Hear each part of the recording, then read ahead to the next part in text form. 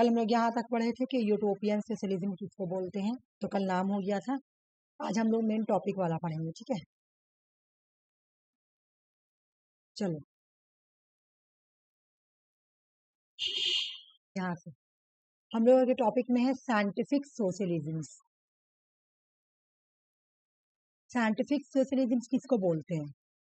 Scientific socialism बोलते हैं Karl Marx और इंगेल को, फ्रेडरिक इंगेल। कार्ल मार्क्स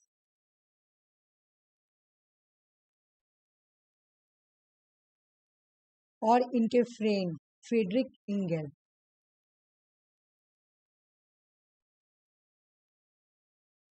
ये लोगों को क्या बोला जाता है? इन लोगों को बोला जाता है कि ये लोग जो है ना, ये लोग साइंटिफिक सोशलिज्म हैं। Scientific socialism.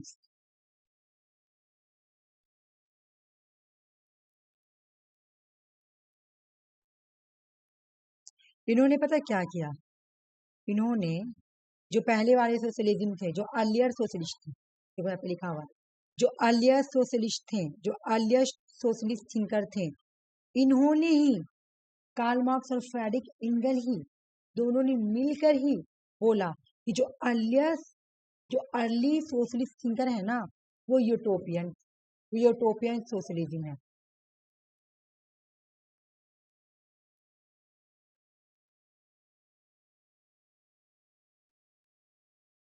और अपने आप को क्या बोला कि हम लोग क्या है?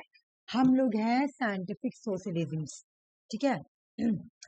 उसके बाद देखो यहाँ पे लिखा हुआ Karl Marx the most influential socialist thinker.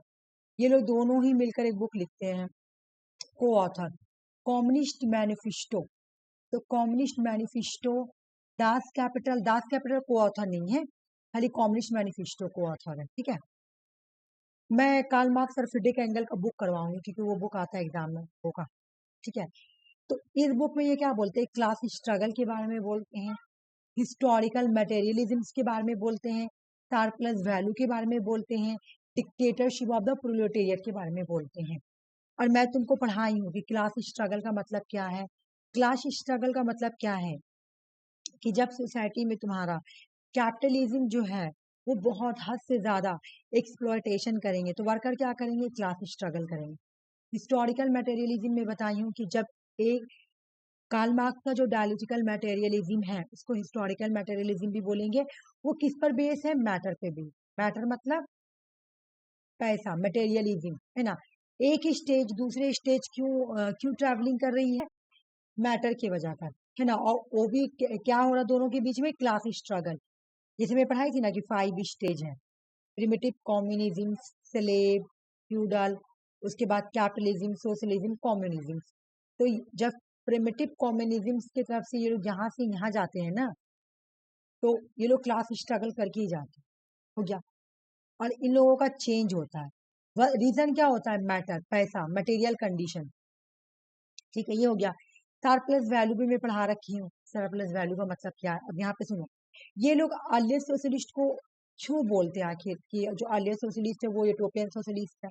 Socialism से क्यों? देखो ये लोग क्या बोलते हैं, मैं तुमको ये कॉन्सेप्ट पढ़ा रखी हूँ लेकिन फिर भी सुन लो, ये लोग क्या बोलते हैं। देखो ये लोग बोलते हैं, कार्ल मार्क्स और फ्रेडरिक एंगल, कि वर्कर जो है ना सरप्लस वैल्यू को क्या करता है? क्रिएट करता है।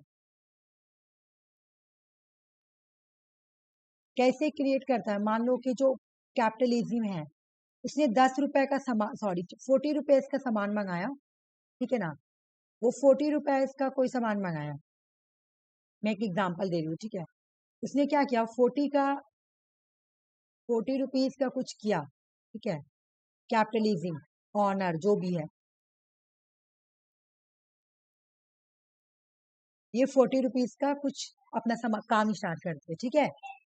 जब इन्होंने 40 का काम स्टार्ट किया तो ये काम बढ़ के हो गया तुम्हारा 60, 100, यानी इसमें प्रॉफिट कितना हुआ? 60% का प्रॉफिट हुआ।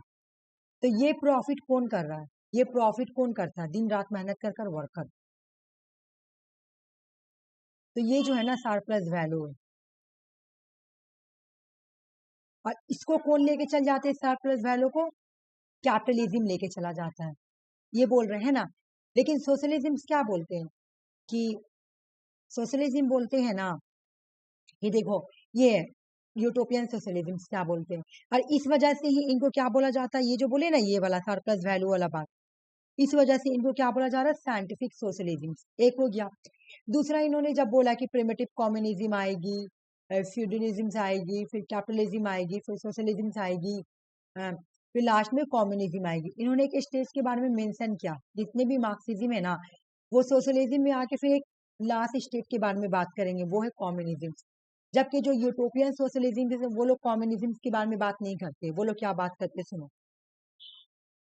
इस वजह से कार्ल मार्क्स और फ्रेडरिक इंगल को साइंटिफिक सोशलिज्म बोला जा रहा है। एक तो उन्होंने क्या बोला कि जो उनका मेहनत, उनका लेबर, उनका लेबर वर्कर क्या करते, दिन भर लेबर करके 60% को प्रॉफिट करवाएं। इस प्रॉफिट को कौन ले गया, इस सरप्लस वैल्यू को कौन ले गया, कैपिटलिज्म ले गया। ठीक है, इन्होंने ये बोला। जबकि तुम्हारा जो अर्लियर यूटोपियन सोशलिज्म है ना वो क्या बोल रहे हैं, वो सरप्लस को पता है क्या बोलते हैं, थीफ, चोरी करके ले गया, चोरी करके ले गया। जो वर्कर का मेहनत है ना, वर्कर का जो हार्ड वर्किंग है ना, वर्कर ने जो लेबर किया ना उसको कैपिटलिज्म क्या कर लिया, चोरी कर लिया। बस इस वजह से ये लोग फर्क है। और उसके बाद इन्होंने इन्होंने सिर्फ ये बात बोला, ये कैपिटलिज्म के अगेंस्ट है, ठीक है, ये कैपिटलिज्म के अगेंस्ट या सोशलिज्म को सपोर्ट करे, उसके आगे इन्होंने कुछ नहीं बोला, कुछ भी नहीं। इस वजह से इनको यूटोपियन सोशलिज्म बोला जाता है। और कार्ल मार्क्स और जो फ्रेडरिक एंगल है इन्होंने बताया, इन्होंने सब बताया, सरप्लस वैल्यू के बारे में बताया, डिक्टेटरशिप ऑफ प्रोलेटेरिएट के बारे में बताया, हिस्टोरिकल मटेरियलिज्म के बारे में बताया, क्लास स्ट्रगल के बारे में बताया। इस वजह से कार्ल मार्क्स और फ्रेडरिक एंगल को साइंटिफिक सोशलिज्म बोलते हैं, ठीक है ना। उसके बाद देखो यहाँ पे इनका बुक लिखा हुआ है, ये बुक मैं तुमको नहीं करवा रही हूँ, मत करना यार तुम। मैं कार्ल मार्क्स और फ्रेडरिक एंगल का बुक तुमको करवाऊंगी, ठीक है ना, इसलिए मैं उस दिन भी नहीं करवाई थी। तो बस यही यहाँ पे इतना ही है। अगर एग्जाम में क्वेश्चन पूछे कि साइंटिफिक सोशलिज्म किसको बोलते हैं तो Frederick Engel, Karl Marx. Utopian socialism कौन है, तो कल मैं उस दिन पढ़ाई थी, सैन सैमन, चार्ल्स फोरियर है ना, और रॉबर्ट ऑन, वो लोग है तुम्हारा यूटोपियन सोशलिज्म। यूटोपियन सोशलिज्म क्या बोल रहे हैं कि ये लोग क्या कर रहे हैं, जो लेबर को है ना, लेबर को कैपिटलिज्म क्या कर रहे हैं, वर्कर के लेबर को क्या कर रहे हैं, वर्कर के लेबर को, वर्कर ने खूब लेबर किया, हार्ड मेहनत किया है ना, हार्ड वर्किंग करके प्रॉफिट किया, और इस प्रॉफिट को कौन चुरा लेता है, थीफ कर लेता है, यानी चोरी कर लेता है। कौन कर लेता है, कैपिटलिज्म। ये बात बोले। लेकिन इन्होंने ये कभी नहीं बोला कि हाँ कैपिटलिज्म को खत्म करके, कैपिटलिज्म को जब हम लोग खत्म कर देंगे, इन्होंने भी बोला कि कैपिटलिज्म को क्या करना, खत्म करना है ना, एंड करना है। लेकिन एंड करके कौन सा स्टेज आएगा, कौन सा स्टेज आएगा वो नहीं बोला। जबकि मार्क्सिज्म या साइंटिफिक सोशलिज्म बता रहे हैं कि कैपिटलिज्म को खत्म करने के बाद सोशलिज्म आएगा, जो कि dictatorship of the proletariat transaction state होगा। उसके बाद वो खत्म, उसको भी थोड़ी देर के लिए ट्रांजेक्शन स्टेट रहेगा, उसको भी चेंज करके लास्ट में कम्युनिज्म होगा। कार्ल मार्क्स और फ्रेडरिक इंगल जो है ना ये पूरा पूरा बता रहे हैं, मतलब कि कैपिटलिज्म को खत्म करने के बाद कौन सा स्टेज आएगा, फिर कौन सा स्टेज आएगा, ये बता रहे हैं। लेकिन सोशलिस्ट कुछ नहीं बोल रहे, सोशलिस्ट खाली बोल रहे हैं कि कैपिटलिज्म को खत्म करना है, क्योंकि वो वर्कर का प्रॉफिट को चोरी कर लेते हैं, थीफ कर लेते हैं। इस वजह से फ्रेडरिक इंगल और कार्ल मार्क्स जो है ना यूटोपियन सोशलिज्म को क्या बोलते हैं, सॉरी अर्लियर सोशलिस्ट को क्या बोलते हैं कि यूटोपियन सोशलिज्म है, ठीक है। अब उसके बाद दूसरा वाला देखो, ये वाला मैं यहाँ नहीं पढ़ाऊंगी, इसको हटाओ, पिक्चर से पढ़ाऊंगी तो समझ में आएगा। ये तुम्हारा एग्जाम में है। देखो उसके बाद क्या हुआ, बहुत सारे सोशलिज्म का टाइप आया। जब मैं नेट का सिलेबस पढ़ाती हूँ ना तो उसमें बहुत सारा सोशलिज्म का टाइप होता है, लेकिन तुम्हारा ये मेंशन है कि गिल्ड सोशलिज्म पढ़ना है, ठीक है। गिल्ड सोशलिज्म किसको बोलते हैं, ये सोशलिज्म का ही एक टाइप है। ये किसका टाइप है, ये किससे निकल के आया है, तो सोशलिज्म से निकल के आया है। गिल्ड क्या बोलते हैं, बस वो कीवर्ड याद करने यार, कुछ नहीं। गिल्ड का मतलब प्रोफेशनल रिप्रेजेंटेशन। देखो प्रोफेशनल रिप्रेजेंटेशन कैसे, कोई टीचर है,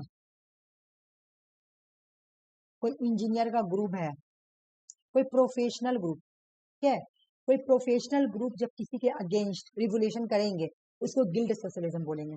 इट गिल्ड सोशलिज्म का थिंकर कौन कौन है, देखो यहाँ पे लिखा हुआ है सैमुअल जी हॉब्सन, और उसके बाद जी डी एच कॉल, मतलब दो है, नहीं हाँ, सैमुअल जी हॉब्सन एक है और जी डी एच कॉल दो ही थिंकर है, ठीक है ना। तो तुमको मैं बता रही हूँ गिल्ड सोशलिज्म का मतलब क्या, चलो मैं एक एग्जांपल दे रही हूँ। कि मान लो कि कोई टीचर लोग कोई रिवोल्यूशन कर रहा, टीचर का कोई ग्रुप कोई रिवोल्यूशन कर रहा, कोई प्रोटेस्ट कर रहा, तो उसको हम लोग बोलेंगे ये गिल्ड सोशलिज्म है। कोई प्रोफेशनल ग्रुप, कोई प्रोफेशनल टीचर क्या है, कोई प्रोफेशनल है ना, प्रोफेशनल है। कोई इंजीनियर लोग भी क्या होता है, प्रोफेशनल होता है। या कोई जो तुम्हारा लवर लोग होता है, वकील लोग जो होता है, ये लोग भी क्या होता है तुम्हारा प्रोफेशनल होता है। तो ये लोग अगर कोई रिवोल्यूशन कर रहा है तो वो किसके अंदर आएगा, गिल्ड सोशलिज्म। गिल्ड सोशलिज्म किसको बोलते हैं कि जहां पर कोई प्रोफेशनल ग्रुप रिवोल्यूशन कर रहे हैं। एग्जाम में नेट में ऐसे आता है कि इनमें से कौन सा तुम्हारा गिल्ड सोशलिज्म का फीचर है, और ऑप्शन में रहेगा प्रोफेशनल रिप्रेजेंटेशन, आंसर हो जाएगा। ठीक है, या भी मैच करने देगा तो यही आंसर होगा। यहाँ पे देखो मैं समझा दी हूँ। It emphasis on the role of guild socialism has been defined as a group of people in the same profession to take care of their common interest। बोल रहा है कि यहाँ पे जो लोग कुछ करेंगे है ना, यहाँ पे अगर कोई गिल्ड सोशलिज्म में वो लोग आएंगे जिनका प्रोफेशन सेम होगा, जिनका कॉमन इंटरेस्ट होगा। तो चलो कॉमन इंटरेस्ट किसका होगा, कॉमन काम किसका होगा, टीचर का ग्रुप, इंजीनियर का ग्रुप, प्रोफेशनल लोग का ग्रुप, ये लोग अगर कुछ कर रहे तो वो क्या आएंगे, गिल्ड सोशलिज्म। ठीक है, guild socialism except the main tenet the democratic socialism like classes harmony peaceful change सब जाते हैं। बस तुमको याद करना है कि जो गिल्ड सोशलिज्म है ना वो किससे जुड़े हुए हैं, प्रोफेशनल रिप्रेजेंटेशन से। ये सेम ग्रुप के होंगे, इनका इंटरेस्ट भी कॉमन होगा। इसके जो थिंकर है उसके नाम है सैमुअल जी हॉब्सन। एक दूसरे थिंकर का नाम है तुम्हारा जी डी एच कॉल। ठीक है, ये भी तुम्हारा सिलेबस में है। सैंडिकलिज्म, सैंडिकलिज्म जिसको बोलते हैं ट्रेड यूनियन, बस कीवर्ड याद करो सिर्फ, सैंडिकलिज्म ट्रेड यूनियन। इसका मतलब क्या, आ जाओ। तुम देखी होगी बड़ी बड़ी कंपनी में ट्रेड यूनियन लोग रहता है, तो वो लोग जब लड़ाई करता है ना, वो लोग जब रिवोल्यूशन करेगा, तुम देखी होगी पहले जमाना का मूवी में बहुत देखा रहा था कि एगो यूनियन रहता है और बाकी सब मजदूर रहता है ना। उस तरह कोई यूनियन अगर कोई रिवोल्यूशन कर रहा है ना तो उसको हम लोग ट्रेड, उसको बोलेंगे सैंडिकलिज्म। ठीक है ना, सैंडिकलिज्म का मतलब होता है ट्रेड यूनियन। जब ट्रेड यूनियन लोग कोई रिवोल्यूशन कर रहे हैं तो उसको हम लोग क्या बोलेंगे, सैंडिकलिज्म। यहाँ भी देखो syndicalism did develop as the signification socialist movement in France. Syndicalism यानी ट्रेड यूनियन का जो पहला मूवमेंट है ना, सोशलिस्ट मूवमेंट, मतलब ये लोग कोई मूवमेंट कर रहा, मूवमेंट क्या, अपना कोई रिवोल्यूशन कर रहा है ना, सोशलिस्ट मूवमेंट कर रहा, तो ये सबसे पहले फ्रांस में देखा गया था ये वाला ट्रेड यूनियन में है। सैंडिकलिज्म डिनोट वर्कर यूनियन, वर्कर का यूनियन होता है। एक मूवी देखी होगी, लाडला मूवी देखी होगी, अनिल कपूर का मूवी है लाडला, उसमें अनिल कपूर का आता है यूनियन रहता है, होता है ना, उसी को हम लोग ट्रेड यूनियन बोलते हैं। तो वो अपने अगर मालिक के अगेंस्ट कुछ करता है ना, तो उसको हम लोग बोलेंगे सोशलिस्ट रिवोल्यूशन। कोई बात मनवाना है ना, सैलरी बढ़वाना है, तो वो लोग प्रोटेस्ट करेंगे, तो इसको बोलेंगे सोशलिस्ट रिवोल्यूशन। तो इस तरह के रिवोल्यूशन का नाम क्या है, सैंडिकलिज्म। अगर कोई ट्रेड यूनियन को रिवोल्यूशन कर रहे हैं तो हम उसको क्या बोलेंगे, सैंडिकलिज्म। ठीक है ना, बोला कि how ever it is different from guild. ये गिल्ड से बिल्कुल डिफरेंट है, बिल्कुल वहां पे प्रोफेशनल ग्रुप था और यहाँ पे तुम्हारा ट्रेड यूनियन है। सैंडिकेट इज द वर्कर यूनियन। बोले सैंडिकेट कौन होता है, एक वर्कर यूनियन होता है जहां पर guild can be of different economic interest. It can be worker union, capitalist union, consumer union, frame union। देखो बोला यूनियन हर तरह का हो सकता है तुम्हारा, है ना, वर्कर यूनियन बहुत तरह का होगा, कैपिटलिस्ट यूनियन हो सकता है, कंज्यूमर में भी कोई यूनियन हो सकता है, मतलब हर जगह तुम देखी होगी कोई ना कोई एक यूनियन होता है। कॉलेज यूनिवर्सिटी में भी होता है, हम लोग का यूनिवर्सिटी में भी थे एक यूनियन, हर जगह कॉलेज में हर जगह तुमको यूनियन मिलेगा। तो जैसे हम लोग जब यूनिवर्सिटी में पढ़ते थे ना, तो हम लोग का एग्जाम के टाइम सोशल हो रहा था, ठीक है, तो हम लोग को यूनियन आके बोला ना कि तुम लोग को सोशल में आना है, तो हम लोग बोले यूनिवर्सिटी का यूनियन, हम लोग बोले कि नहीं हम लोग नहीं आ पाएंगे क्योंकि हम लोग का एग्जाम है, सब क्लास के बच्चे स्टूडेंट लोग बोला। तो यूनियन बोला कि अच्छा तुम लोग टेंशन मत लो, हम तुम लोग का डेट, एग्जाम का डेट अगर एक्सटेंड कर देंगे तो तुम लोग आओगी, तो सब बोले कि हाँ हाँ हाँ। वो पता उसके पास इतना पावर था कि वो जाके वीसी से बात करके एग्जाम का डेट को इंक्रीज कर दिया था, एक्सटेंड करवा दिया। क्यों, क्योंकि वो लोग पास इतना पावर होता है। ठीक है, the objective is to establish the dominance of the worker class. वो लोग का पर्पस क्या होता है कि जो वर्किंग क्लास है ना उसके डोमिनेशन को स्टैब्लिश करना। सिंडिकलिज्म सपोर्ट करते हैं आइडिया ऑफ क्लास स्ट्रगल। ये लोग बोलते हैं कि अगर हमको रिवोल्यूशन करना है तो किस तरह से रिवोल्यूशन करेंगे, बिल्कुल क्लास स्ट्रगल की तरह। तुम्हारा टॉपिक में सिर्फ यही दिया हुआ था, सिंडिकलिज्म और तुम्हारा गिल्ड और साइंटिफिक, तीन ही दिया हुआ था। बाकी इसका टाइप बहुत सारा है, सोशलिज्म का टाइप बहुत सारा है, ठीक है ना, ये बात माइंड में याद रख लो। मैं एक बार फ्लो चार्ट बना रही हूँ, तुम बताना मुझे। देखो सबसे पहले तो तुम्हारा सोशलिज्म किसके अगेंस्ट आया है, कैपिटलिज्म के अगेंस्ट आया है।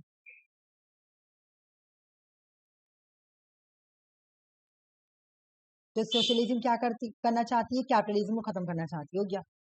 जो सबसे पहले जो सोशलिज्म थे उसको क्या बोलते हैं हम लोग, अर्लियर सोशलिस्ट को क्या बोलते हैं, अर्लियर सोशलिस्ट। अर्लियर सोशलिस्ट को यूटोपियन सोशलिस्ट बोला जाता है, क्या बोला जाता है, यूटोपियन। हाँ यूटोपियन सोशलिस्ट। इसको हम लोग बोलते हैं प्री मार्क्स, जिसमें ऊपर लिखा हुआ है प्री मार्क्सिस्ट से पहले आया था, है ना, मार्क्स से पहले आया था, मार्क्सिस्ट थिंकर से पहले आया था, हो गया। इसके बाद आया, अच्छा इसका नाम देख लो कौन कौन थे, रॉबर्ट ऑन है, चार्ल्स फूरियर है, उसके बाद तुम्हारा सेंट साइमन है, वो लोग है, ठीक है। अब यहाँ पे आ जाओ साइंटिफिक सोशलिज्म।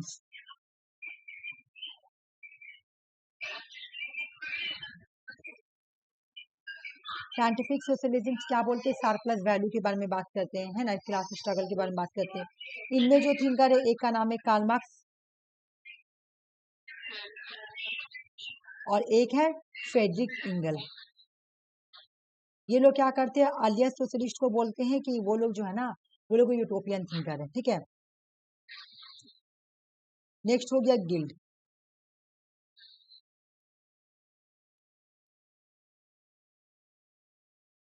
गिल्ड सोशलिज्म का कीवर्ड क्या है कि प्रोफेशनल होंगे, लाइक तुम्हारे टीचर हो गया, इंजीनियर हो गया, डॉक्टर हो गया, है ना।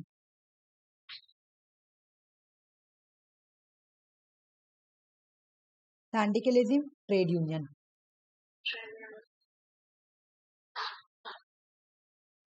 हो गया याद, ये कंप्लीट हो गया। बाकी तुम देख लेना एक बार अच्छे से अपना, जो तुमको लगेगा पढ़ लेना। देखो ये लोग है, ये लोग जो है ना, ये लोग यूटोपियन सोशलिज्म है। Saint Simon, Charles Fourier, Robert Owen, ठीक है। अच्छा तीन ही सोशलिज्म का नाम दिया था तो मैं तीन ही का लिखी मेंशन की हूँ, बाकी मैं नहीं लिखी। जैसे फैबियन का बारे में नहीं पढ़ाई, अच्छा फैबियन भी पढ़ लो, बिकॉज फैबियन इंपॉर्टेंट है ना, तो वो पढ़ लो फैबियन।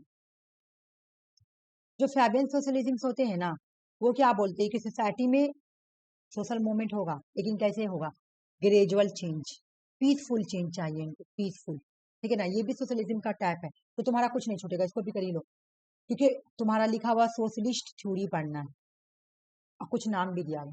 तो एक बार फैबियन के बारे में पढ़ लो, फैबियन बहुत हल्का है। ये लोग क्या बोलते हैं, ग्रेजुअल चेंज। ये लोग बोलते हैं कि सोसाइटी में जब रिवोल्यूशन करना है ना, ग्रेजुअल चेंज।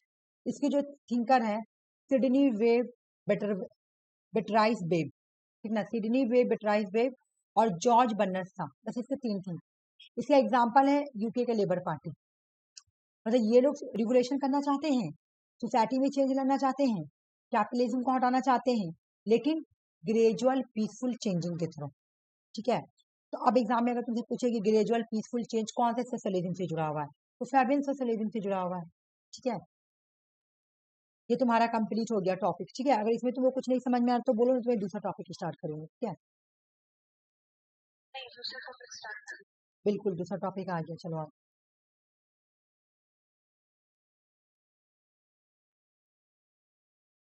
सिटीजनशिप पहले समझ लो, उसके बाद में याद करवाऊंगी, ठीक है। देखो सिटीजनशिप का दो प्रिंसिपल होता है। अगर किसी भी कंट्री में तुमको सिटीजनशिप लेना होगा ना, तो दो तरीका होता है। एक होता है सोली हो गया, अच्छा वही मानो मतलब होगा जस्ट सोली, जस्ट सनगुयन, ठीक है ना, सनगुयन, ठीक है। जस्ट सोली का मतलब क्या है, राइट ऑफ द सोइल, मतलब तुम उस मिट्टी में पैदा हो, तुम जिस मिट्टी में पैदा हुए हुई हो ना, तुम जिस, जैसे हम लोग क्या, हम लोग इंडिया की मिट्टी में पैदा हुए, इसको बोला जाएगा जस्ट सोली या right of the soil. Just sanguine, right to blood, blood relation पे, मतलब बोला जा रहा है कि सिटीजनशिप पूरे दुनिया में अगर किसी को लेना है तो दो तरीके से लिया जाएगा, या तो जस्ट सोली, ठीक है, जस्ट सोली यानी मिट्टी में जब जो तुम जिस मिट्टी में पैदा हुई तुम उसका सिटीजन हो, जस्ट सन ग्वेंस, ठीक है। लेकिन इंडिया इसको फॉलो नहीं करती। इंडिया में ये है जस्ट सोली। पहला क्वेश्चन, इंडिया में क्या है? जस्ट सोली है, राइट ऑफ द सोल, ठीक है। इंडिया में क्या है? ये वाला इंडिया में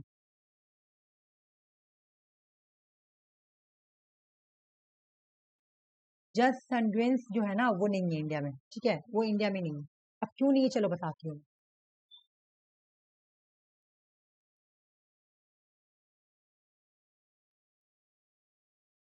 बोले the two principle of citizenship, principle citizenship के दो प्रिंसिपल्स होते हैं, एक होता है जस्ट सोली और एक होता है जस्ट सनगेंस, ठीक है। जस्ट सनगेंस ग्वेंस, ठीक है, मतलब जस्ट सोली का मतलब है कि citizen is granted based on the place of birth, मतलब जिस प्लेस पे तुम पैदा हुई हो ना तुम वहां की सिटीजन हो, regardless of the nationality of the one parents, या तुम्हारा कोई भी एक पेरेंट्स उस नेशनलिटी में पैदा हुआ है, उस मिट्टी पे पैदा हुआ है, तो तुम उस मुल्क की कंट्री हो, ठीक है ना, सॉरी उस कंट्री की सिटीजन हो। Consider the more inclusive and liberal method, ये बहुत ही लिबरल मेथड है। यहाँ पे बोल रहा है कि ये खास करके यूएसए और इंडिया में ये देखा गया। तो तुम इंडिया ये याद करना कि क्योंकि हमको इंडिया के पर्सपेक्टिव से पढ़ना है, तो हमको पढ़ना है कि इंडिया में क्या है, इंडिया में कौन सा सिटीजनशिप लेने का तरीका है, तो जस्ट सोली। अब ये कहाँ से आया ये समझेंगे, ठीक है ना। एक बार जस्ट संगुइंस भी पढ़ लेंगे, ठीक है ना। Right of blood, citizen based on the descendant या पेरेंट्स, पेरेंट पेरेंट्स नहीं है, पेरेंटेज, ठीक है ना। कहने का मतलब है कि अगर तुम्हारे कंट्री कोई ऐसा कंट्री है जहाँ पे किसी का चाचा, अंकल, आंट ये लोग रहता है, इसके बेसिस पे, क्योंकि ये मेरा ब्लड रिलेशन है, इसके बेसिस पे हमको सिटीजनशिप दे दीजिए ना। हम नहीं, मेरे मम्मी पापा कोई यहाँ नहीं रहते, मान लो कि कोई कंट्री है, मान लो यूके, ठीक है ना। यूके में मेरे मम्मी पापा नहीं रहते, लेकिन हाँ मेरे आंट वहाँ रहते हैं, मेरे अंकल वहाँ रहते हैं, तो मैं बोलूंगी कि मेरे अंकल और आंट के बेसिस पे, क्योंकि मेरा ब्लड रिलेशन है उनसे, उनके बेसिस पे मुझे यूके का सिटीजनशिप दे दीजिए, ठीक है। तो इसका मतलब होता है जस्ट सन्युएंस, ठीक है। तो ये इंडिया में नहीं है, इंडिया में जस्ट सन्युएंस नहीं है, इंडिया में जस्ट सन्युएंस नहीं है, जस्ट सोली है, ठीक है ना। मिट्टी पे जो पैदा हुआ है उसी को सिर्फ सिटीजनशिप दिया जाएगा, इंडिया में ये बोला गया। अब ये कहाँ से आया तो आओ हम देखते हैं।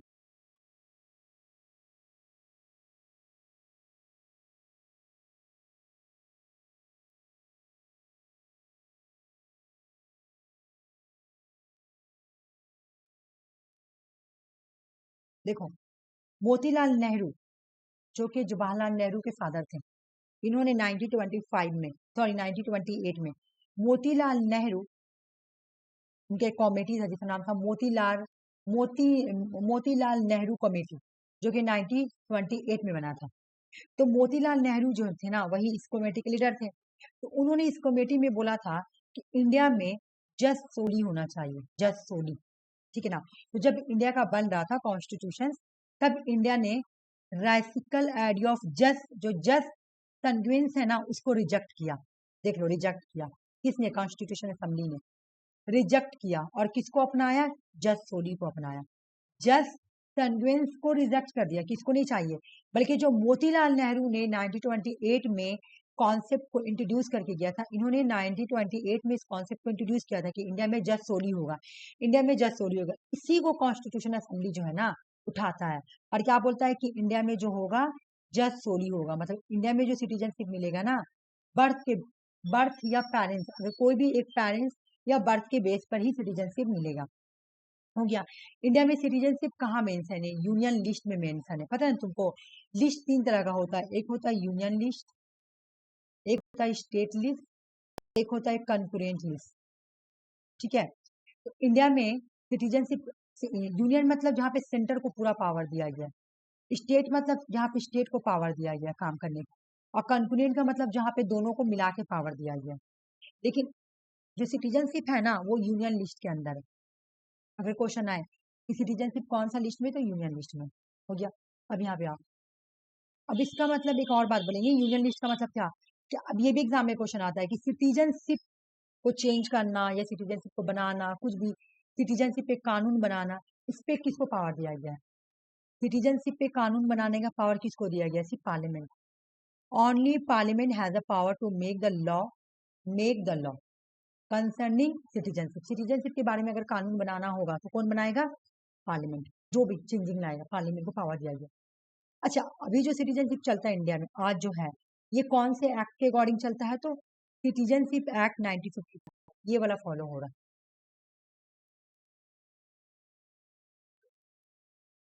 अब हम लोग एक बार इसका आर्टिकल समझेंगे। सिटीजनशिप कौन से पार्ट में है? पता है ना, इंडिया में 25 पार्ट है ना। इंडिया के कॉन्स्टिट्यूशन में पार्ट कितने हैं? 25। पार्ट 2 में क्या लिखा हुआ? पार्ट 2 में सिटीजनशिप के बारे में लिखा गया है। पार्ट 2 में लिखा गया है सिटीजनशिप के बारे में, ठीक है ना। कौन से आर्टिकल में क्या क्या बोले गया हो, एक बार देखो। इंडिया में आर्टिकल 5 से लेकर आर्टिकल 11 सिटीजनशिप के बारे में लिखा हुआ है, ठीक है ना। अब हमेशा अपने मतलब जब नेट का स्टूडेंट लोग को याद कराते कैसे याद कराते हैं, पूरा स्टार्टिंग से कि 5 से लेके तुम्हारा 11 तक तुम्हारा सिटीजनशिप का आर्टिकल है। फिर उसके बाद 11 से 12 से लेके तुम्हारा 35 तक फंडामेंटल राइट है। ऐसे करके हम लोग को याद करवाते हैं, ठीक है ना। उसके बाद डीपीएस की है, उसके बाद तुम्हारा प्रेसिडेंट का आर्टिकल है, फिर पार्लियामेंट का आर्टिकल है, फिर ऐसे करके याद करवाते हैं। तो तुम भी याद कर लेना कि आर्टिकल 5 से लेके आर्टिकल 11 तक उसमें किसके बारे में बोला गया है? सिटीजनशिप के बारे में बोला गया। एक बार हम देखेंगे क्योंकि तुम्हारा पूरा एक टॉपिक दिया हुआ है कि हम सिटीजनशिप के बारे में लिखना है, ये हम लोग को अच्छे से पढ़ना है। देखो आर्टिकल 1 में क्या बोला गया है कि सिटीजन वही कहलाएगा जो डोमिसाइल हो। डोमिसाइल का मतलब क्या? जो जो यहीं पैदा हुआ, जिसका पैदाइश यहीं का हो, बाय बर्थ, जो यहीं का हो, ठीक है ना। आर्टिकल 5 में बोला गया है कि citizen by birth in India. अगर आपकी पैदाइश नहीं की हुई है भाई तो आप इंडियन है, कोई प्रॉब्लम नहीं है फिर, ठीक है। आर्टिकल 6 में बोला गया है कि citizenship right for the migrant from Pakistan. Pakistan से कोई माइग्रेट होकर आता है तो उसको सिटीजन देने के बारे में लिखा गया है आर्टिकल 6। क्या? Citizen right for a people who migrate to Pakistan but return. जैसे जब इंडिया का डिवीजन हो रहा था, इंडिया पाकिस्तान का डिवीजन हो रहा था, तो बहुत सारे लोग कहाँ गए? पाकिस्तान में गए। लेकिन अब वो फिर से पाकिस्तान से माइग्रेट होकर इंडिया आ रहे। उसके बारे में कौन सा आर्टिकल में लिखा गया? आर्टिकल 7 में, कि जब वो पीपल उनको देने के बाद ऐसे लोग जो कि पहले पाकिस्तान में गए और फिर रिटर्न होकर इंडिया में आ रहे थे, वो सिटीजनशिप दे दे। तो वो कौन सा आर्टिकल में लिखा हुआ? आर्टिकल 7 में। उसके बाद article 8, citizen for Indian residing abroad. सुनो क्या हुआ अब्रोड का मतलब मैं बता रही हूँ। देखो मान लो कि तुम्हारा जब इंडिया आजाद नहीं हुआ था, ठीक है ना, इंडिया को इंडिपेंडेंस नहीं मिली थी, और कोई आदमी उस टाइम था, मान लो कि ये आदमी है, ठीक है ना, ये था तुम्हारा 1945 में इंडिया में, ठीक है, था ये, ठीक है। उसके बाद ये अब्रोड चला गया। अब्रोड मतलब फॉरेन कंट्री चला गया। आज़ादी के वक्त तक ये था, मतलब इंडिया में 1947 45 इस टाइम तक का था ये। अब इसका कोई बेटा आकर बोलेगा, ठीक है, कि मेरे पापा उस टाइम थे 1947 में इंडिया ही में थे, वो इंडिया के सिटीजन थे, तो आप मुझे सिटीजन दे दीजिए। तो आर्टिकल 8 में बोला गया। मतलब पहले तो बोला गया कि आप इंडिया के सिटीजन है, तो आर्टिकल 5 में। पाकिस्तान से कोई लोग आया उसको दे देंगे, रिटर्न गया फिर आया, फिर आर्टिकल 8 में। एब्रोड के बारे में आर्टिकल 8 में बोला गया। अगर कोई एब्रोड में रहता है और ये आके बोले कि अब मुझे इंडिया ही में रहना है क्योंकि मेरे पापा पहले रहते थे, आज़ादी से पहले मेरे पापा यहीं पे थे, मेरे मेरे पापा यहीं के थे, या जो भी ग्रैंड फादर वगैरह यहीं के थे, तो आप मुझे सिटीजनशिप दे देते, उस बेसिस पे आर्टिकल 8 में, ठीक है ना। अरे देखो, voluntary acquisition of foreign citizen disqualify Indian citizenship, तो ये मैं बता रही हूँ जो।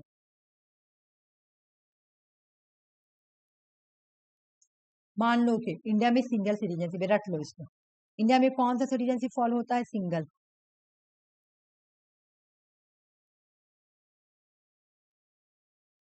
इंडिया में सिंगल सिटीजनशिप, ठीक है। तुम अगर सिंगल सिटीजनशिप हो, हम लोग तो नहीं, मतलब जैसे बड़ा बड़ा आदमी लोग जो यूके में फ्रांस में रहता है उन लोगों के बारे में। मान लो कि सिंगल सिटीजनशिप है और कोई पर्सन, जैसे आलिया भट्ट का सिटीजनशिप यहाँ का नहीं है, ठीक है ना, आलिया भट्ट। तो ये क्या की, ये जाके यूके का कहाँ का ले लेगी? बाहर कंट्री के सिटीजनशिप है, ठीक है, मान लो अमेरिका, यूएस का, ये यूएस का सिटीजनशिप, ठीक है ना। ये जब यूएस का सिटीजनशिप ली ना, तो अपने आप तुम्हारा इंडिया का सिटीजनशिप जो है ना वो खत्म हो जाएगा, ठीक है ना, डिस्क्वालीफाई हो जाएगा। आर्टिकल 9 में लिखा हुआ है voluntary acquisition of foreign citizenship. अगर आप अपने मर्जी से, वॉलेंट्री मतलब अपनी मर्जी से, अब एक्विजिशन मतलब लेते हैं क्या, फॉरेन की सिटीजनशिप, इंडियन सिटीजनशिप डिस्क्वालीफाई हो जाएगा, आर्टिकल 9 में लिखा हुआ, ठीक है ना। उसके बाद बोला कि आर्टिकल 10 में क्या बोल रहा, continuance of right of citizen unless parliament has made law. यहाँ पे बोल रहा कि, अभी मैं बता रही हूँ यहाँ पे क्या बोल रहा, देखो बोले कि कोई आदमी इंडिया में आके रह रहा, अभी तक कोई कानून नहीं चेंज हुआ, तब तक वो रहे, जैसे कानून चेंज, जब तक का कानून, देख लो बोल रहा unless parliament has made law, कोई कानून नहीं बना है अभी, अगर उस कानून के अकॉर्डिंग आप इंडिया में रह सकते तो रहिए, जैसे पार्लियामेंट कानून बनाएगी आपको हटना पड़ेगा, हटाने वाला कानून बनाए तो आपको हटना पड़ेगा, ठीक है ना, तब तक रहिए। Continuance of the right of citizen, अभी तक का मतलब ऐसा है कि हाँ कोई फॉरनर आके इंडिया में रह सकता, रहो कोई बात नहीं है, क्योंकि अभी तक पार्लियामेंट ने कोई लॉ नहीं बनाया, जहां लॉ बना दिया कि कोई भी फॉरनर आके इंडिया में नहीं रह सकता इतना दिन, तो बट आपको जाना पड़ेगा, ये आर्टिकल 10 में बोला गया।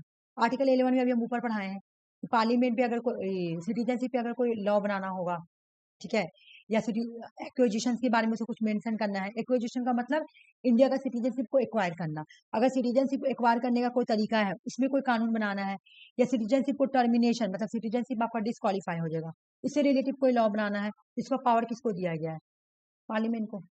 सिटीजनशिप के बारे में लॉ बनाने के लिए पावर पार्लियामेंट को ही दिया गया है, बस याद कर लो।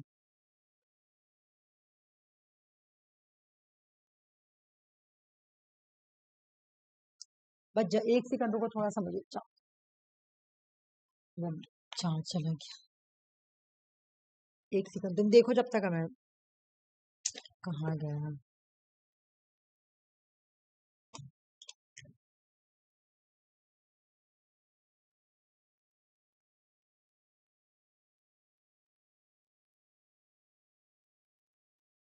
ठीक है चलो देखो आप उसके बाद क्या बोल रहे हैं कि सिटीजनशिप, ये तुम्हारा लिखा हुआ है कि डिफिनेशन ऑफ सिटीजनशिप, डिफिनेशन बताना पड़ेगा आपको सिटीजनशिप में क्या है, ये तुम्हारा सिलेबस में।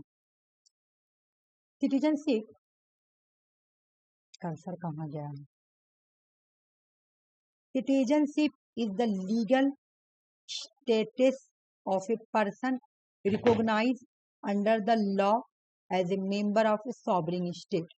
सिटीजनशिप का मतलब है तुम एक सॉवरिंग स्टेट की मेंबर हो, ठीक है, तुमको अगर कोई पर्सन सिटीजनशिप है, ठीक है ना, तो उस पर्सन को एक लीगल स्टेटस मिला हुआ रहेगा, उसे कानून के अंदर रिकॉग्नाइज किया जाएगा, वो सॉवरिंग स्टेट का मेंबर होगा। सिटीजनशिप का मतलब लीगल स्टेट ऑफ पर्सन, एक पर्सन को लीगल स्टेटस मिला हुआ, वो कानून के अंदर आएगा, वो एक सॉवरिंग स्टेट का मेंबर होगा, ठीक है।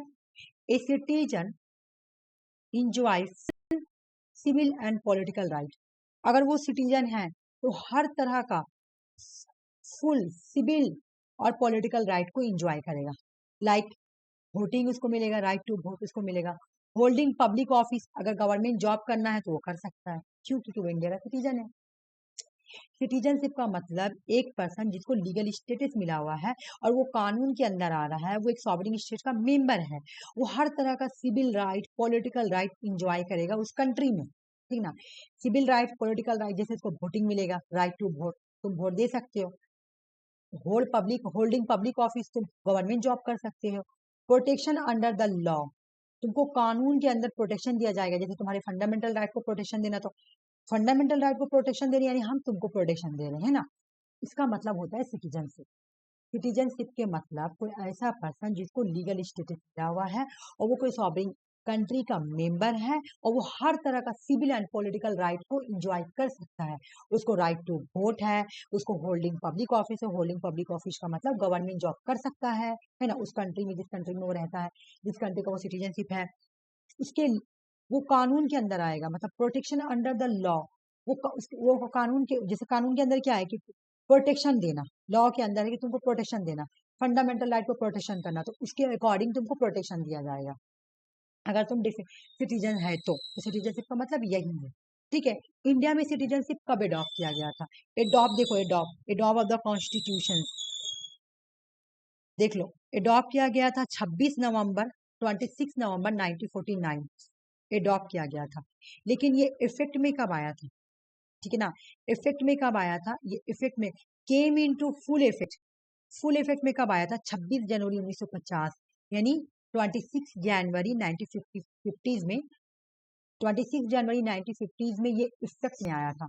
एडॉप्ट कब किया गया था? है ना, एडॉप्ट किया गया था 26 नवंबर 1949। लेकिन ये इफेक्ट में कब आई थी? 26 जनवरी 1950। ठीक है, हो गया। ये तुमको ये वाला पेज को रटना है और इसको समझना भी है। अभी ये पेज समझ लो, इसकी ऐसा पेज बहुत है। देखो ये तुम्हारा सिलेबस में लिखा हुआ है कि ये तुमको पढ़ना है, acquisition of the Indian citizen, ये सिलेबस में लिखा हुआ मेंस में, तुम देख लेना। तो इसको हम लोग अच्छे से भी पढ़ेंगे। ठीक है, पहले इसको याद करो। उसके बाद एक्विजिशन का मतलब होता है इंडिया में सिटीजनशिप लेने का क्या तरीका है। तुमको इंडिया का सिटीजनशिप को एक्वायर करना है, एक्विजिशन करना है, लेना है। तो कौन कौन तरीका से तुम ले सकती हो, पहले ये याद करो। By birth, bye decent, bye registration, naturalisation, incorporation of territory. याद करो इसको। देखो मैं तो इसको ऐसे याद करती हूँ ना, ब्रांड, BRAND, लेकिन टी का प्रॉब्लम हो जाता है। बी से हो जाएगा बाय बर्थ, आर से हो जाएगा रजिस्ट्रेशन, और एन से हो जाएगा नेचुरलाइजेशन, और डी से हो जाएगा डिसेंट। और ये जो इनकॉर्पोरेशन है ना, इनकॉर्पोरेशन ऑफ टेरिटोरी, तो यही को हम ऐसे करके याद कर लिए थे, ब्रांड करके। ठीक है, मतलब जब मुझे याद करना था तो मैं ऐसे करती थी यार, ब्रांड, BRAND, ब्रांड, एक जगह आई लगा देना। और क्या, बाई बर्थ, रजिस्ट्रेशन, और तुम्हारा इनकॉर्पोरेशन ऑफ टेरिटोरी, नेशनलाइजेशन और डिसेंट। ये 5 तरीका से तुम इंडिया का सिटीजनशिप ले सकते हो। ठीक है ना, by birth, descent, registration, naturalisation, incorporation of territory. ठीक है ना। अच्छे, कितने तरीका है जब जिसके जिसके अकॉर्डिंग तुम्हारा सिटीजनशिप जा सकता है? रुमिनेशन, टर्मिनेशन, डिप्रेशन, डिप्राइशन। ठीक ना, डिप्राइशन, इन तीन ये 3 चीज के जरिए तुम्हारा सिटीजनशिप इंडिया से जा सकता है। इसको भी हम लोग अच्छे से पढ़ेंगे। ठीक है ना, रुमिनेशन, टर्मिनेशन, डिप्रेशन, ठीक है, डिप्राइशन, इन 3 मेथड के थ्रू तुम्हारा सिटीजनशिप लॉस हो सकता है, यानी जा सकता है। ठीक है, अब देखो मेरे एक बात, इसको कैसे याद करना, RTD नहीं याद होगा। रुमिनेशन, टर्मिनेशन, डिप्रेशन करके याद कर लेना। उसके बाद by birth, descent, registration, naturalisation और इनकॉर्पोरेशन। अब एक और बात सुनो, ये इंडिविजुअल तुम्हारा लिखा हुआ है, सिलेबस में पढ़ना है, और ये इंडिविजुअल लिखा हुआ है, तो हम लोग को इसको अच्छे से पढ़ना है। पहले तुमको याद करो इंडिया क्या फॉलो करती है। इंडिया में क्या है? इंडिया में सिंगल सिटीजनशिप है, ये तुमको रटना है। इंडिया में क्या है? इंडिया में सिंगल सिटीजनशिप है। इंडिया क्या नहीं फॉलो करती? इंडिया देखो, dual citizenship, India does not allow dual citizenship, मतलब India does not allow dual citizenship. India dual citizenship को फॉलो नहीं करती है। ठीक ना, यूएस में है, यूएस में है तुम्हारा डुअल सिटीजनशिप। यूएस में तुम्हारा क्या है? डुअल सिटीजनशिप है।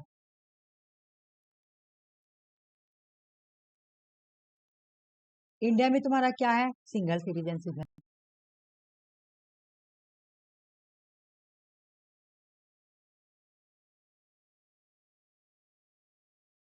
ठीक है, ये बात इतना माइंड में रखो। अब हम एक बार समझते हैं। देखो, इसको पहले समझेंगे, उसके बाद इसको और भी डीपली समझेंगे। पहले ऐसे ऊपर ऊपर समझिए तो फिर डीपली समझेंगे, क्योंकि ये तुम्हारा इंडिविजुअल टॉपिक है। देखो, सिटीजनशिप लेने का तरीका बाय बर्थ, मतलब बॉर्न इन इंडिया। अगर तुम इंडिया में पैदा हुई है, तुम्हारा पैदाइश इंडिया में हुआ है, तो तुम इंडिया की सिटीजन हो। लेकिन यहाँ पर भी इन्होंने बहुत मेथड रूल लगाया, based on birth of parents. ये नहीं समझ में आएगा, इसको नीचे समझेंगे तब समझाएंगे। देखो, सिटीजन मतलब बाय बर्थ, ये तो बोल दिया, ये तो सीधा साधा सेंटेंस है। लेकिन तुम्हारा सिलेबस में पूरा एक टॉपिक लिखा हुआ है कि तुमको एक्विजिशन ऑफ सिटीजनशिप पढ़ना है, तो ये हम लोग डीपली पढ़ेंगे। पहले तो तुमको बाय बर्थ याद करना पड़ेगा, पहला क्वेश्चन इसी से आएगा, इंपॉर्टेंट अगर आना रहेगा तो।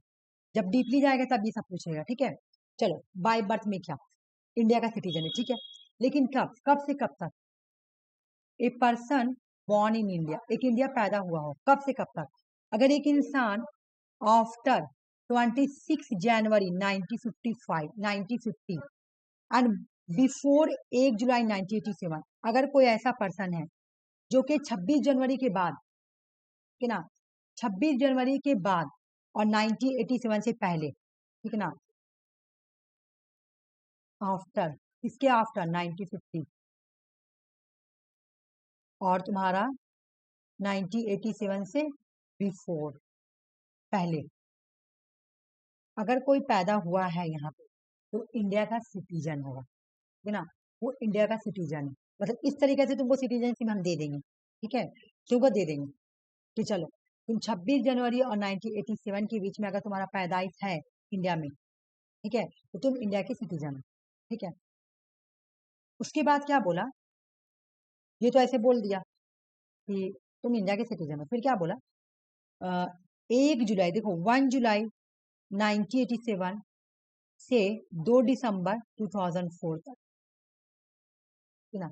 इफ इधर parents is a citizen of India at time of birth, बोला कि 1987 से 2004 तक का, ठीक है। मान लो कि अभी जैसे तुम क्या बोलते हो, सानिया मिर्जा का बेटा का ले लो, तो सानिया मिर्जा का बेटा क्या है, क्या उसको सिटीजनशिप मिल सकता है? इसके अकॉर्डिंग बिल्कुल मिल सकता है। क्यों? क्योंकि यहाँ क्या बोल रहा कि मम्मी या पापा में से को एक को उसके बर्थ के टाइम इंडियन होना चाहिए, वो इंडियन सिटीजन होना चाहिए, ठीक है, वो इंडिया का सिटीजन ही होगा, वो इंडिया का सिटीजन होगा, ठीक है।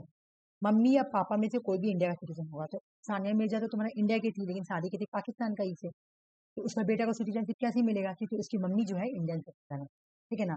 1987 से लेकर 2004 तक का में ऐसा बात बोला गया था कि इफ इफ ए पेरेंट्स, कोई भी पेरेंट्स में तो मम्मी पापा दोनों आएंगे, तो ये कौन सा कॉन्स्टिट्यूशनल अमेंडमेंट एक्ट में बोला गया था? 1986 बोला गया था, ठीक है। अभी मैं फिर तुमको याद कराऊंगी ना तो याद हो जाएगा। उसके बाद फिर क्या बोला गया, देखो, अच्छा ये वाला बात समझो, मैं इसको समझा देती हूँ। 1 जनवरी वाला हम लोग पे ये लागू नहीं होगा, ये जो 26 जनवरी 1950 है, नहीं, हम लोग पे लागू नहीं, हम लोग तो यही पैदा हुए, हम लोग रह गए। मान लो कि कोई पर्सन है, ठीक है ना, वो बाहर में रहता है, ठीक है, बाहर में रहता है, ठीक है, और वो बाहर में रहता है और बाहर में रह रहा, अब उसके बाद उसको इंडिया का सिटीजन बनना है, तो वो आके बोलेगा ना कि सर, उसका कोई भी फादर फादर फादर इसके फादर मान लो कि फ्रांस में थे, मान लो जो पर्सन आया इंडियन सिटीजन, ठीक है, वो सिटीजनशिप लेने आया, उसका फादर फ्रांस का था लेकिन फादर का जो फादर था ना वो इंडियन था, वो इंडियन था, ठीक है, लेकिन उसका फादर का पैदाइश यहीं पे हुआ है, ठीक है ना। 1950 1987 तक का वो इंडिया में था, उसका पैदाइश वहीं हुआ था, मतलब क्योंकि वो लड़का का पैदाइश यहीं हुआ था 1950 से। देखो एक मिनट में स्टोरी समझा दे रही, इसको थोड़ा अच्छे से बता दे रही।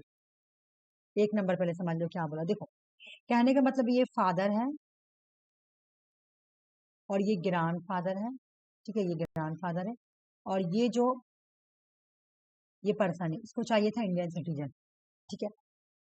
इसके फादर लेकिन फ्रांस में रहते हैं, ठीक है, लेकिन ग्रैंड फादर जो थे वो इंडियन थे, ठीक है? लेकिन जब 1950s और 1980s ड्यूरिंग इसका पैदाइश यहीं पे हुआ है लड़का का, ठीक है, लेकिन इसके फादर फिर फ्रांस चले गए। उस बेसिस पे लड़का आके बोलेगा कि सर, मेरा जो मेरे पापा नहीं, मेरे पापा के जो पापा थे ना वो इंडियन थे और मेरी जो पैदाइश है ना वो इंडिया में ही हुई है, 1950 से 1987 के बीच मेरा पैदाइश हुआ। फादर को ही लेगा, सिर्फ फादर को देख लो, फादर मदर नहीं, फादर, फादर के फादर, मेरे फादर उस टाइम थे इंडिया में और मेरा पैदाइश यहीं पे हुआ है 1950 1987 के बीच में, ठीक है, और मेरे फादर के फादर जो थे ना वो भी इंडियन थे। इस तरह से बोल के उसको सिटीजनशिप मिल जाएगा बाई बर्थ। तुम्हारा पैदाइश नहीं हुआ, चलो बाई बर्थ में तुम आ रहे, ठीक है, चलो तुमको सिटीजनशिप दे दे रहे, किसके हवाले? By birth. फिर इन्होंने बोला, ये वाला तो समझ में आ गया कि पहला बाई बर्थ में क्या बोला गया है कि 26 जनवरी 1950 से 1 जुलाई 1987 के बीच, मतलब इंडिया का ही तुम्हारा पैदाइश तुम्हारा इंडिया का ही होना चाहिए। कब से कब तक का? 1950 से 1987। फिर बोला कि 1987 से 2004 तक का ये बोला गया कि दोनों में से कोई भी, मम्मी या फादर, कोई एक भी अगर सिटीजन, इंडियन सिटीजन है, ठीक है ना, तुम्हारे बर्थ के वक्त इंडिया में थे और वो इंडियन सिटीजन है, तो तुमको सिटीजनशिप दे दिया जाएगा। हो गया। ये 1986 कॉन्स्टिट्यूशनल अमेंडमेंट एक्ट पे थोड़ा बोला गया था। उसके बाद आया 2004 के बाद, देखो फिर क्या आया आफ्टर 2004, इफ बोथ पेरेंट्स, दोनों दोनों Indian citizen, if both parents, mummy और पापा और इंडियन सिटीजन, उनको इंडियन सिटीजन होना चाहिए, ठीक है, मम्मी पापा दोनों को इंडियन सिटीजन होना है। तब 2004 के बाद बोला गया कि मम्मी और पापा दोनों को सिटीजनशिप, दोनों का ही सिटीजन क्या होगा, इंडियन, ठीक है। मान लो क्या मम्मी में से कोई नहीं है, पापा इंडियन है और मम्मी नहीं है, चलो, तो वन इज ए सिटीजन, मान लो एक है सिटीजन, तो अदर जो है ना, नॉट इलीगल इमिग्रेंट, मान लो कि तुम्हारी जो मम्मी है, कोई लड़का है, उसका मम्मी जो है वो इंडियन है, लेकिन जो पापा है ना, वो पापा इलीगल तरीका से इंडिया में आके रह रहा है, इलीगल इमिग्रेंट, ठीक है। पहले तो बोला कि दोनों को होना पॉसिबिलिटी, अगर दोनों नहीं हुआ, मान लो एक है, तो अब पापा का जिससे शादी हुआ है, मम्मी का जिससे शादी हुआ ना पापा का, वो इलीगल इमिग्रेंट नहीं होना चाहिए। उस अगर इलीगल इमिग्रेंट है तो तुमको सिटीजनशिप नहीं दिया जाएगा, ठीक है, ठीक है, सिटीजनशिप नहीं दिया जाएगा। अगर अगर तुम्हारा मम्मी या पापा दोनों इंडियन सिटीजन है, या दोनों में से एक भी है, तो तुमको सिटीजनशिप दे दिया जाएगा। जैसे सानिया मिर्जा का बेटे को सिटीजनशिप मिल सकता है, क्यों, क्योंकि वो सानिया मिर्जा यहाँ की है। अब यहाँ पे मैं शॉर्ट कट में लिखी हूँ यही वाला, कि जो 26 जनवरी 1950 और 1 जुलाई 1987 के बीच पैदा हुआ है, तो उसको इंडियन सिटीजन दे दिया जाएगा बाय बर्थ में, बाय बर्थ में आएगा ये, ठीक है, मतलब उसको माना जाएगा कि हाँ तुम इंडिया में ही पैदा हुए, ठीक है।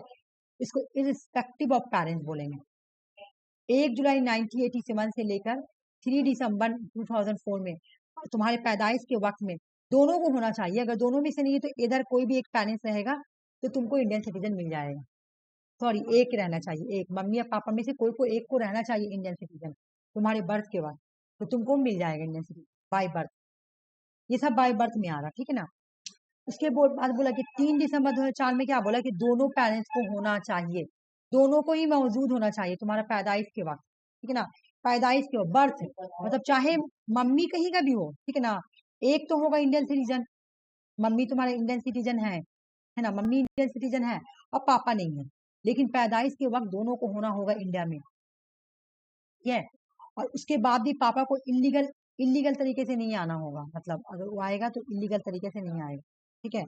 अगर वो इंडिया में आके रह भी रहा ना तो इलीगल इमिग्रेट तरीके से नहीं रहना होगा, तब तुम सिटीजन हो इंडिया की। बाकी इसको तुम ऐसे याद करना कि पहला जो सिटीजनशिप लेने का तरीका उसको हम लोग क्या बोलते हैं, बाय बर्थ। ज्यादा फोकस इसी पे करना कि पहला जो सिटीजनशिप लेने का तरीका उसको हम लोग क्या बोलते हैं, बाय बर्थ। देखो यहाँ पे लिखा हुआ है, बाय बर्थ का मतलब क्या है कि तुमको सिटीजनशिप मिल जाएगा अगर तुम इंडिया में पैदा हुए हो, लेकिन कब कब माना जाएगा कि तुम इंडिया में पैदा हो वो मैं तुमको बताएंगे। लेकिन बाकी ये दोनों को तुम रट लेना कि तुमको पहला सिटीजनशिप लेने का तरीका बाय बर्थ, तुम्हारे इंडिया में पैदा हुआ, इंडिया में अगर तुम पैदा हुए तो तुमको सिटीजनशिप मिलेगा, लेकिन वो पैदाइश कैसा कैसा कंडीशन पे होना चाहिए, 1950 से लेकर 1987 तक का तुम्हारा अगर पैदाइश इंडिया में हुआ है तो तुमको सिटीजनशिप मिलेगा। 1987 से लेकर 2004 तक का अगर तुम्हारे एक भी पेरेंट्स इंडियन है, तुम्हारे बर्थ के वक्त होना चाहिए, सिटीजन इंडियन भी है और वो मौजूद भी हो, है ना, तो तुमको सिटीजनशिप मिल जाएगा। 2004 में फिर बोला गया दोनों पेरेंट्स को होना चाहिए बर्थ के वक्त, है ना, तब तुमको सिटीजनशिप मिल जाएगा। ये ये वाला कंडीशन बोला गया। बाकी तुम ये रख लेना, बाय बर्थ यानी इंडियन सिटीजन। उसके बाद बोला गया बाय डिसेंट, ये भी इस तरीके से भी तुमको क्या मिलेगा, सिटीजनशिप मिल जाएगा, ठीक है ना। इस तरीका भी से तुमको क्या मिलेगा, सिटीजनशिप मिलेगा।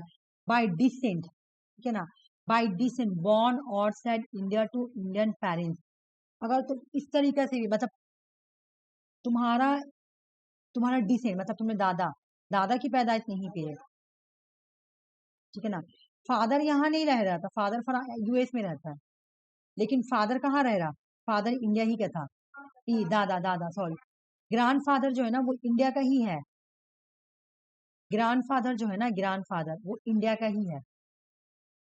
तो इस बेसिस से भी बोल सकता है कि मेरे जो दादा है ना, मेरे जो डिसेंट है, मेरे जो एनेस्टर है, मेरे जो डिसेंट, मेरे ग्रैंड फादर जो है ना वो थे इंडियन, उस बेसिस पे तुमको मिल जाएगा इंडियन सिटीजन, ठीक है ना।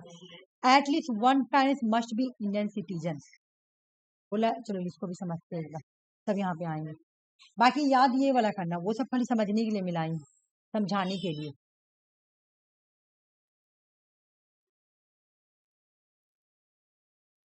देखो क्या बोला, देखो पहला सिटीजनशिप लेने का तरीका क्या है, बाई बर्थ। बाई बर्थ तुम क्या कर सकती हो, सिटीजनशिप ले सकती हो, ठीक है। बोला कि कोई आदमी है, ठीक है ना, वो रह रहा है कहाँ पे, यूएस में रह रहा है, अब उसको इंडिया में आके रहना है और सिटीजनशिप लेना है। वो बोलेगा कि हमको बाई बर्थ सिटीजनशिप चाहिए, तो उसको क्या आपका चेक किया जाएगा, क्या तुम 1950 के बाद और 1987 से पहले तुम्हारी पैदाइश यहाँ की है। अगर तुम यहाँ ही पैदा हुए हो इसके बीच में, तो तुमको इंडियन सिटीजनशिप मिल जाएगी, पहला वाला कंडीशन। फिर बोल रहा है कि 1987 से, ठीक है, 2004 तक का इधर कोई भी पेरेंट्स, अगर तुम्हें इंडियन सिटीजनशिप तुमको मिला हुआ है और वो है कोई भी पेरेंट्स, चाहे मम्मी चाहे पापा कोई भी, ठीक है, तो तुमको इंडिया सिटीजन मिल जाएगा, ठीक है। फिर उसके बाद बोला गया कि 2004 में बोला, 2004 का आफ्टर अगर बोथ बोथ पेरेंट्स होना चाहिए तुम्हारे बर्थ के वक्त, ठीक है ना। मम्मी को या पापा में से किसी को एक को तो सिटीजनशिप होना है। अगर पापा मान लो कि अदर कंट्री के, तो वो इलीगल तरीके से नहीं आएंगे, बल्कि पूरा फॉर्मेलिटीज फॉलो करके इंडिया में आके वो रहेंगे तुम्हारे बर्थ के वक्त। तो इस तरह से तुमको बाय बर्थ सिटीजनशिप मिल जाएगा। अब यहाँ पे आ जाओ, डिसेंट का मतलब क्या है, देखो डिसेंट का मतलब ये तो डिसेंडर, मतलब मेरा दादा, मेरे दादा, तुम्हारे दादा, है ना, दादा के दादा, उनको डिसेंट बोला जाता है।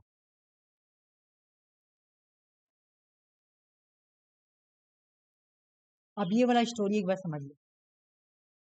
बोला बाई डिसेंट से भी तुम इंडिया सिटीजन सकती हो। कोई रह रहा है इंडिया के बाहर, not born in India but outside the territory of India. India के उसका पैदाइश इंडिया में नहीं हुआ, वो लड़का जो है उसका पैदाइश इंडिया में नहीं हुआ है, लेकिन जो एक लड़का, मान लो ये कोई लड़का है, ठीक है, इसका स्टोरी में बता रही हूँ, ये लड़का है, इसकी पैदाइश यूएसए की है, ये कहाँ पैदा हुआ, इंडिया के बाहर, ठीक है। But but born outside Indian between 26 जनवरी 1950 से लेकर 1982, ठीक है। If the father was a citizen of Indian by birth, इसके फादर,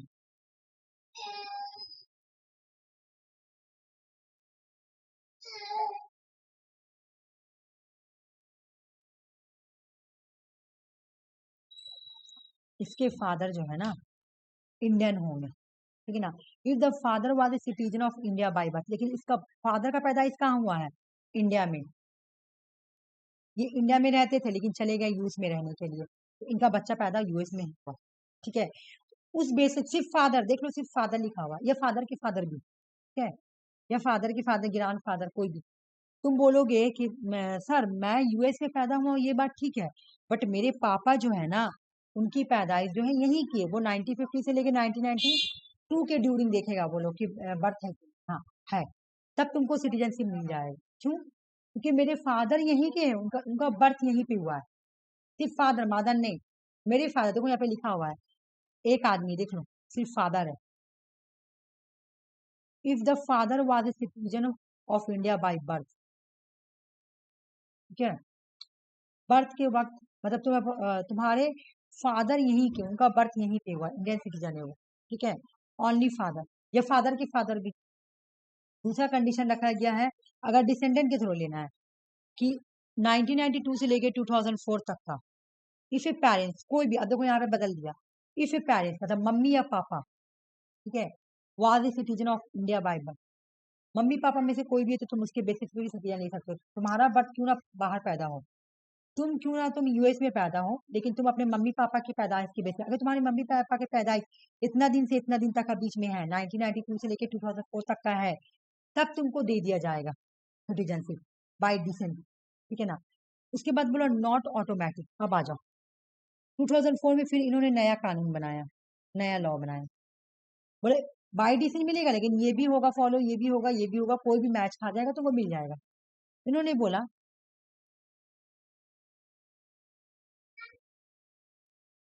इन्होंने बोला कि आफ्टर 2004 के बाद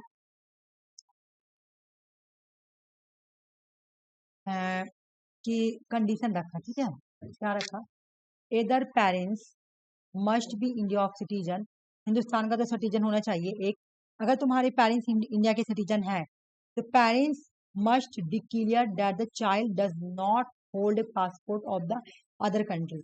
मान लो कि तुम्हारे पेरेंट्स इस कंट्री के, लेकिन तुम इस कंट्री में पैदा नहीं हुए, तुम्हारा पैदा यूएस में ही हुआ है, ठीक है, लेकिन तुम्हारे पेरेंट्स को तुमको यूएस में सिटीजनशिप नहीं मिला है, तो तुम्हारे पेरेंट्स को इंडिया में आके बोलना पड़ेगा कि मेरे बेटे के पास ना कोई अदर कंट्री का पासपोर्ट नहीं है, अदर कंट्री का कोई भी डॉक्यूमेंट्स नहीं है, the birth must be registered, father को आके 1 ईयर के अंदर आके इंडिया में रजिस्ट्रेशन कराना पड़ेगा, उसको कंसल्ट कराना पड़ेगा कि हो सके मेरा बेटा बड़ा होकर इंडिया में जाके रहेगा, कोशिश करे, तब जाके तुमको सिटीजनशिप मिल सकता है। अगर 2004 के बाद, ठीक है, 2004 के बाद ये बोला गया कि अगर कोई का फादर यहाँ पैदा हुआ है, ठीक है, इंडियन सिटीजन है, ठीक है, इंडियन सिटीजन है, और उसका बेटा यूएस में पैदा हुआ है, ठीक है, लेकिन 1 साल के अंदर ही, बर्थ के 1 साल के अंदर ही उसको जाके इंडिया में रजिस्ट्रेशन करवाना पड़ेगा अपने पेड़, बर्थ मस्ट बी रजिस्टर्ड कहाँ पर, इंडिया में,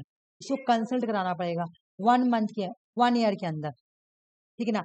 अब करवा दिया, अब तुमको नहीं यूएस में दिल लगा, अब तुम आओगे और बोलोगे कि सर मेरे फादर ने तो मेरा रजिस्ट्रेशन करा रखा है तो मुझे सिटीजनशिप दे दो, तुमको सिटीजनशिप मिल जाएगा। यहाँ पे शॉर्टकट में लिखा हुआ है, देखो, तो समझने के लिए है, कर्सर कहाँ है, देखो तो थोड़ा कर्सर है पर, हाँ, बोला 26 जनवरी 1950 से और 1982 तक अगर फादर इंडिया में पैदा हुए हैं, तुम्हारा पैदाइश कोई पर्सन उसका यूएस में हुआ है, अब उसको इंडिया में आके रहना है, तो फादर के बेसिस पे आके रह सकता है बाय डिसेंट, है ना, या ग्रैंड फादर के बेसिस। फिर बोला कि 2004 में थोड़ा अपडेट हो गया, इसमें मम्मी पापा दोनों रखा कि मम्मी पापा में से दोनों भी कोई अगर इंडिया का बर्थ है तो तुमको सिटीजनशिप मिल जाएगा, ठीक है ना, कौन किसके थ्रू, बाय डिसेंट। लेकिन 2004 में बोला गया either of parents within some condition, तुमको 1 साल में आके बोलना पड़ेगा। अब देखो चेंज हो रहा, पहले फादर था फिर दोनों को रखा, फिर लास्ट में 2004 में क्या बोल कि नहीं अब ऐसे नहीं चलेगा, अब आप लोगों को आके यहाँ पे 1 साल के अंदर ही रजिस्ट्रेशन कराना पड़ेगा, ठीक है, तब जाके आपका बेटा बड़ा होकर रहना चाहेगा तो हम लोग उसको सिटीजनशिप देंगे, बाय एडिशन में बोला गया है, ठीक है।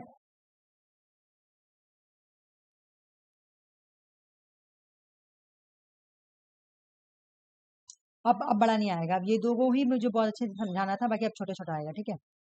अब देखो जैसे यहाँ पे लिखा हुआ है, अब होगा तुमको रजिस्ट्रेशन हो गया, अब नेचुरलाइजेशन देखो, इनकॉर्पोरेशन देखो, नेचुरलाइजेशन का मतलब क्या है, foreigner not of India origin, ये इंडिया में पैदा नहीं हुआ, अभी इसका भी स्टोरी बताएंगे आगे है, ये इंडिया में पैदा नहीं हुआ लेकिन इंडिया में 12 साल तक रहा है, इसका लैंग्वेज अच्छा है, ये गुड कैरेक्टर का है, तो इसको हम सिटीजनशिप दे देंगे, लेकिन ये कौन सा सिटीजन के अकॉर्डिंग दिलाएगा, कौन सा, नेचुरलाइजेशन, यानी इसका नेचर बहुत अच्छा है, ठीक है ना, नेचर, जैसे अदनान सामी जो है ना वो इंडिया में बहुत दिन तक रहा, ठीक है, माल ऑलमोस्ट 12 साल तक रहा, वो उसका लैंग्वेज बहुत अच्छा, उसको लैंग्वेज आना चाहिए, इंडिया का एक कोई लैंग्वेज आना चाहिए, उसको आता है हिंदी लैंग्वेज आता है,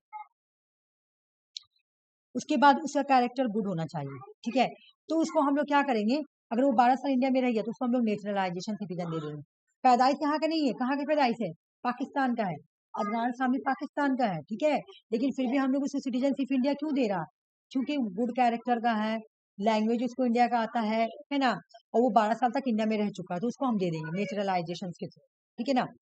लेकिन अब कोई टेररिस्ट, अब ऐसे अगर हम कर देंगे, अब ऐसे हम कर देंगे कि किसी को भी हम दे देंगे तो कोई टेररिस्ट आ गया, वो बोलेगा हमको सिटीजनशिप दो, तो क्या हम लोग सिटीजनशिप उठा के दे देंगे, नहीं, रूल्स को देखेंगे पहले, इसका कैरेक्टर क्या है, गुड कैरेक्टर है कि नहीं, कोई क्रिमिनल बैकग्राउंड तो नहीं ना है, लैंग्वेज यहाँ का आता है कि नहीं आता, तब जाके अब 12 साल तक इंडिया में रहा है कि नहीं। आज देखो इसको खाली मैं एक बार ऐसे ही समझा दे रही हूँ, तुम इसको बर्डन मत लेना, इसका भी एगो मैं बता दे रही हूँ, ठीक है ना, बाय रजिस्ट्रेशन है ना, नेशनलाइजेशन कहाँ गया, रजिस्ट्रेशन कहाँ है? हाँ आ जाओ, इसको तुम नहीं भी देखोगे तो चलेगा, खाली समझ लो, ठीक है ना, खाली समझ लो, देखो बोला कि कोई पर्सन है, ठीक है ना, जैसे अदनान सामी का एग्जांपल ले रहे हैं,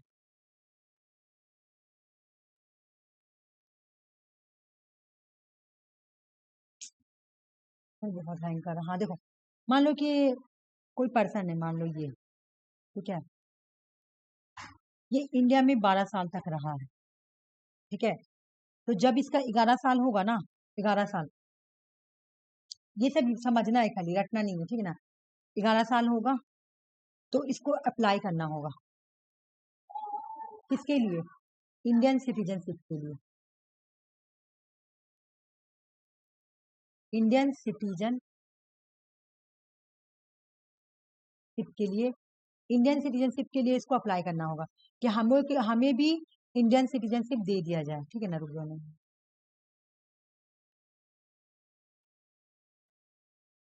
इसको अप्लाई करना होगा किस चीज के लिए? इंडियन सिटीजनशिप के लिए।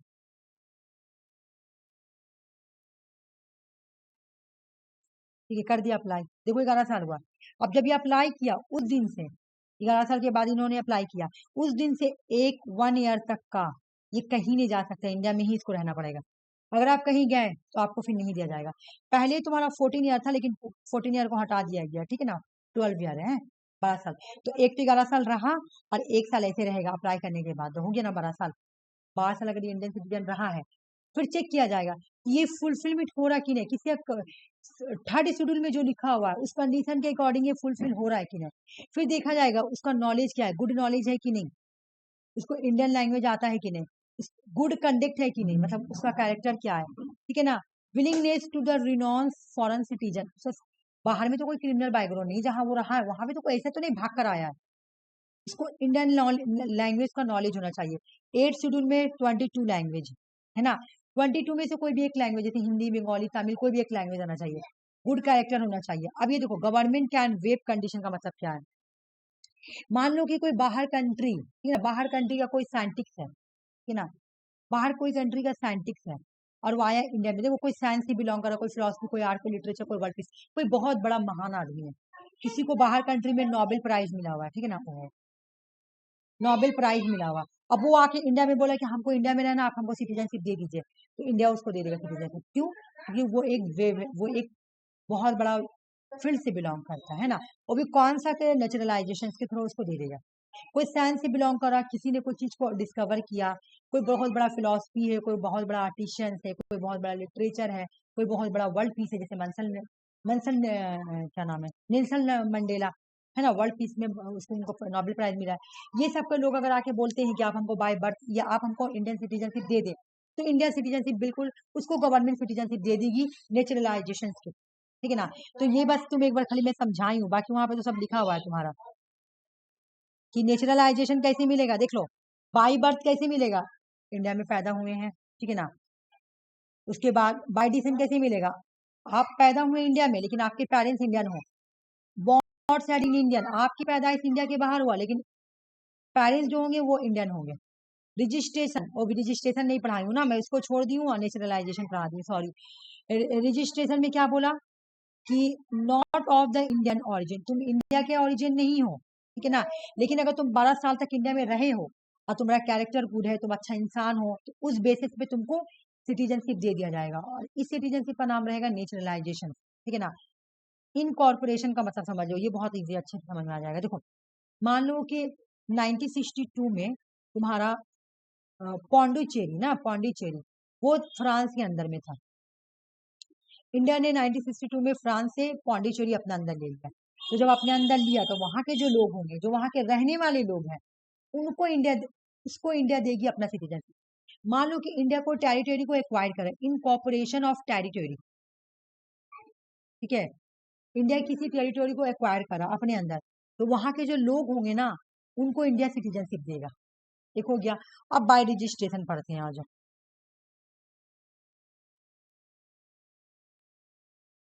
बस खाली एक बार समझ लेना है, बाकी मैं देखो, बाय रजिस्ट्रेशन क्या है कि पर्सन ऑफ इंडिया ओरिजिन, तुम्हारा पैदाइश कहाँ का है, यहीं का, इंडिया का ही है,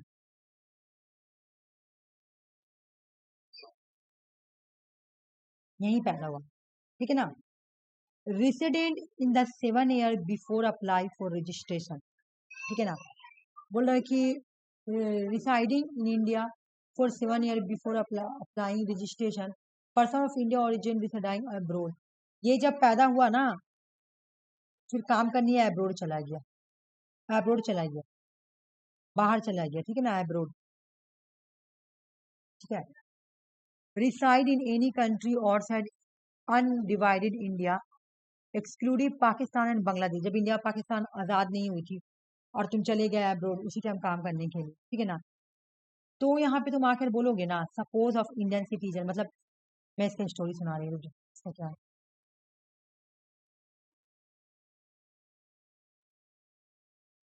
तुम्हारा तो पैदाइश यहाँ का इंडियन ओरिजिन का, ठीक है ना, और तुम कोई ऐसा लड़की से शादी कर लेती, ठीक है ना, जो जो यहाँ की नहीं है, ठीक है ना, वो यहाँ की नहीं है, ठीक है ना, तो तुमको क्या करना पड़ेगा, तुमको यहाँ पर अप्लाई करना पड़ेगा, must be ordinary resign resident in India for 7 year before apply. Apply करने से पहले तुमको 7 साल अपने बीवी के साथ आके रहना पड़ेगा, अपना बीवी को सिटीजनशिप दिलवाने के लिए तुमको आके यहाँ पे रहना पड़ेगा, ठीक है ना, 7 साल तक, ठीक है, 7 साल तक का। और फिर जो तुम्हारे बच्चे होंगे ना, मैनर चाइल्ड चिल्ड्रन को भी बोलना पड़ेगा कि बताना पड़ेगा कि हाँ मेरा बच्चा भी है, तब जाके अगर वो बच्चा या तुम्हारी बीवी सिटीजनशिप लेना चाहेगी तो उसको बाय रजिस्ट्रेशन सिटीजनशिप मिल जाएगा, ठीक है। ये सब मत पढ़ो, उतना दिमाग खराब करने का। ये वाला चार्ट पढ़ना, रुक जो मैं दिखा रही हूँ, ये वाला रट लेना, ठीक है। सिटीजनशिप लेने का तरीका क्या है, इंडिया में पैदा हुए हैं, मिल जाएगा। बाय डिसेंट, इंडिया में पैदा हम नहीं हुए हैं, हम नहीं हुए हैं, बल्कि मेरे पापा या मेरे दादा पैदा हुए, उनके बेस से मुझे सिटीजनशिप मिल जाएगा, मेरे डिसेंट। रजिस्ट्रेशन, हम इंडियन नहीं है, sorry, person of India origin, India origin है, हम इंडिया में पैदा हुए हैं, ठीक है ना।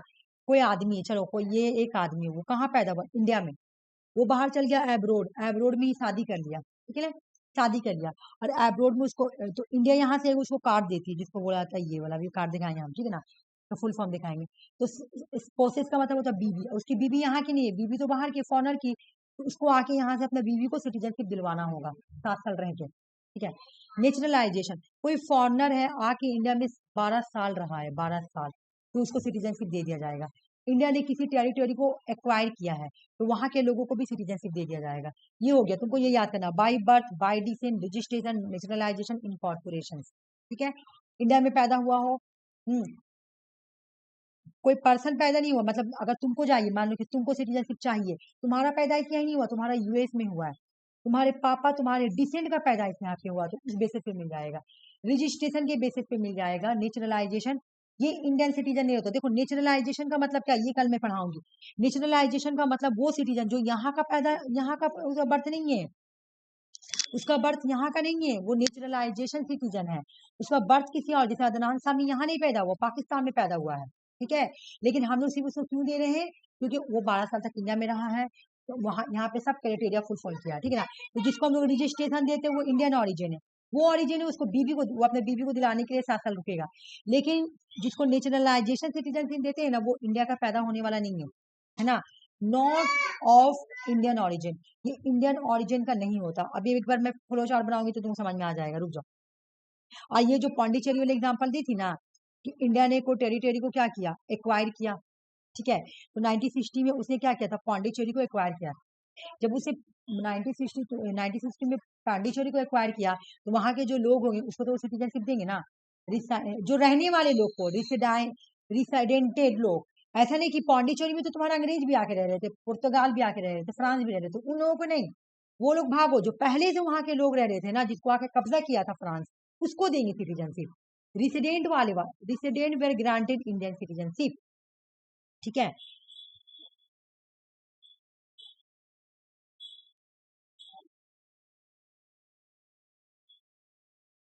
चलो एक बार मैं फिर यहाँ पे तुमको चार्ट बता रही कि अगर इंडियन सिटीजनशिप लेना होगा,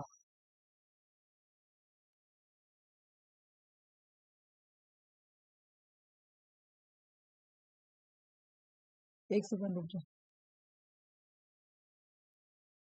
1 मिनट रुको तो।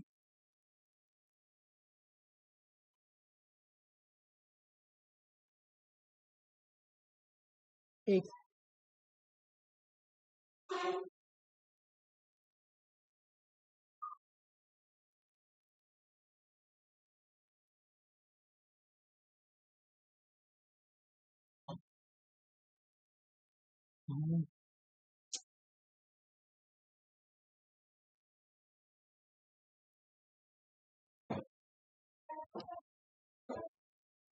देखो सबसे पहले हम लोग क्या पढ़े, मैं थोड़ा बड़ा पेज निकालती हूँ, छोटा में नहीं बनेगा।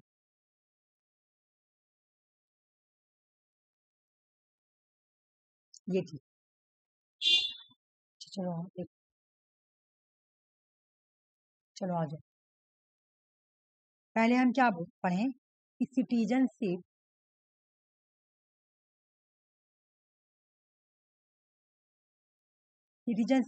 कौन सा पार्ट में है इंडिया में, तो पार्ट 2 में। इंडिया कौन सा हाँ, इंडिया कौन सा सिटीजनशिप को फॉलो करती है, तो जस्ट सोली को। Single citizen. फिर इंडिया में क्या है तुम्हारा, सिंगल सिटीजन है।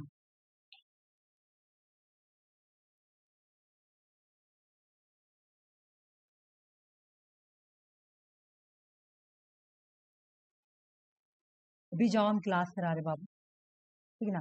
इंडिया में क्या है, सिंगल सिटीजनशिप हो गया ये बात। एडॉप्ट कब किया गया था सिटीजनशिप को, एडॉप्ट कब किया गया था, बोलो। 26 नवंबर 26 नवंबर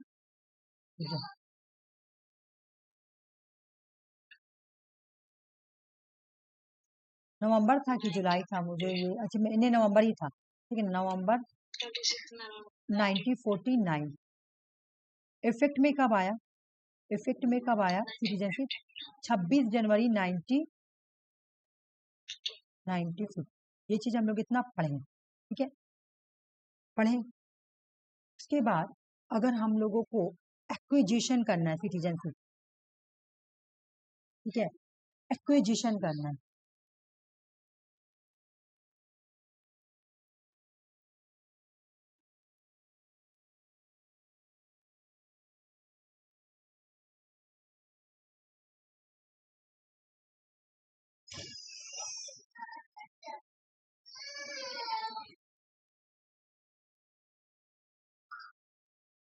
सिटीजनशिप को तो क्या करेंगे, 5 चीज को फॉलो करेंगे। पहला बाय बर्थ, तुम ही बोलो मैं लिखूंगी, ठीक है। पहला हो गया बाय बर्थ,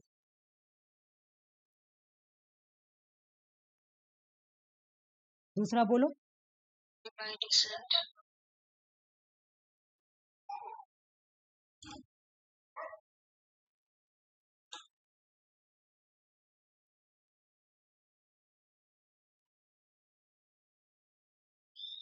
बाय डिसेंस, फिर बोलो bye registration,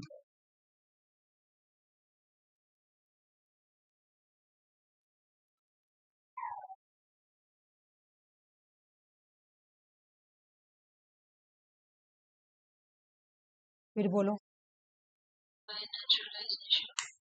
bye naturalisation.